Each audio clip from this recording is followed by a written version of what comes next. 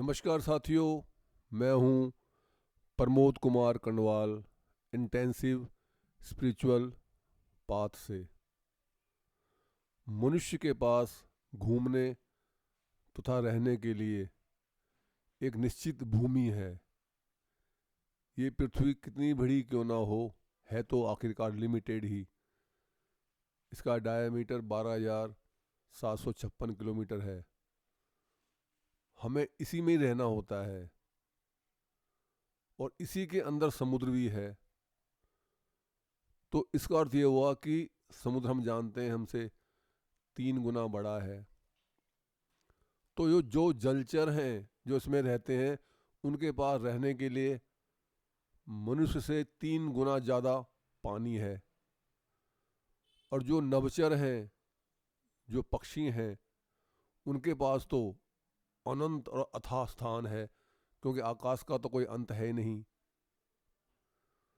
तो इसका मतलब यह हुआ कि जो अन्य जलचर हैं या नभचर हैं, इनके पास हमसे ज़्यादा स्थान रहने का है और ये बहुत शक्तिशाली भी हैं। घोड़ा मनुष्य से 26 गुना ज़्यादा ताकत रखता है, हाथी उससे कई गुना ज़्यादा ताकत रखता है, हवेल मछली उससे कई गुना ज़्यादा ताकत रखती है। तो ये सारे जानवर भी हमसे ज़्यादा शक्तिशाली हैं। किसी की सूंघने की शक्ति बहुत ज़्यादा है, किसी के फिजिकल स्ट्रेंथ बहुत ज़्यादा है, हम उसके आगे कुछ भी नहीं है। मगर इंसान सिर्फ इसलिए इनसे बड़ा है कि उसके पास विवेक है, और इसी विवेक के आधार पर वो इस पृथ्वी ग्रह का हेड भी है, मालिक भी है, सबसे ज़्यादा ताकतवर भी है, सिर्फ एक विवेक के आधार पर।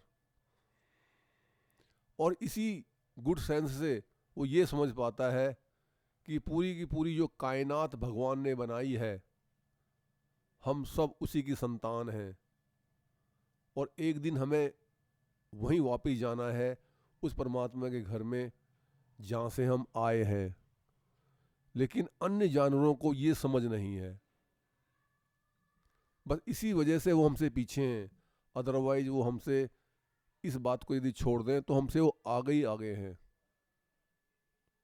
मगर हमको ये बात तब तक समझ में नहीं आती जब तक हम किसी ऐसे साधु संत की संगत नहीं करते जो इस विषय में माहिर हो, जो हमें बता सके कि हम किस गलती की वजह से हमने परमात्मा का घर छोड़ा है। ये विवेक भी हर एक के अंदर सजता नहीं है। यदि 800 करोड़ की जनसंख्या आज की तारीख में दुनिया की है, तो ऐसा नहीं है कि सबका विवेक जागृत हो जाता है। मनुष्य शरीर धारण करने के पश्चात भी कईयों की दिनचर्या जानवरों जैसी होती है। उठे, खाया पिया, एंजॉय किया और सो गए। जिनके विवेक जागृत हैं वही मानव श्रेणी में आते हैं। तो जिनके जागृत हो गए हैं या जो जागृत करवाना चाहते हैं, तो उनको ये चाहिए कि वो ऐसे व्यक्ति के पास जाएं जो इस कला को जानता हो, इसके बारे में उसे गंभीर ज्ञान हो, विस्तृत ज्ञान हो, वो जानता हो कि हम कहाँ से आए हैं, अंत में हमें कहाँ जाना है। वो सब साधु संत ही होते हैं। और संत महात्मा बहुत सीधे तथा सरल होते हैं। वो कोई दिखावा नहीं करते, हिपोक्रेसी से वो बहुत दूर रहते हैं। साधारण कपड़े पहनना, साधारण रहना, उनके ऊपर इस पदार्थवाद का, इस मेटेरियलिज्म का कोई असर नहीं होता।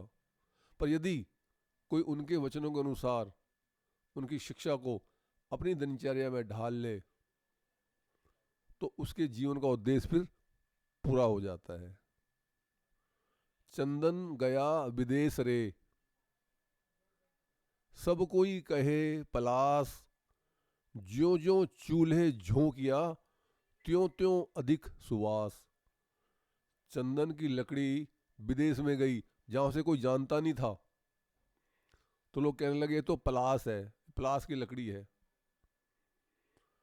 ज्यों ज्यों चूल्हे झोंकिया, त्यों त्यों अधिक सुवास। और जैसे जैसे उसको जलाया गया, चूल्हे में आगे डाला गया, उसमें आग वो पकड़ती गई, तो उसमें धीरे धीरे उसकी खुशबू भी बढ़ती गई। तभी लोगों ने सोचा ये तो लकड़ी आम लकड़ी नहीं है, ये तो बहुत खास है। यानी जो संत महात्माओं के साथ रहे, उनकी बातों को अपनी डेली रूटीन और लाइफ में इम्प्लीमेंट करे, तब उसको उस साधु संत की कीमत मालूम पड़ती है। फिर वो जो समझता है कि संसार के अंदर जो हमें आनंद मिल रहा है, उससे कई हजार लाख गुना आनंद तो इस आध्यात्मिक विद्या के अंदर है, जो हमें साधु संत फकीर दे रहा है।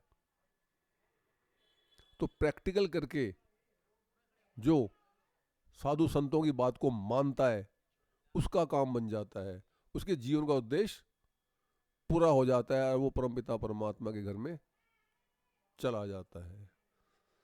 यदि आपको ये संदेश ज्ञानवर्धक तथा उपयोगी लगता है तो आप वीडियो को लाइक, कमेंट, शेयर तथा चैनल को सब्सक्राइब भी कर सकते हैं, ताकि आगे आने वाली सभी वीडियो का नोटिफिकेशन आपको मिलता रहे। गुरु भगवान सबका कल्याण करें।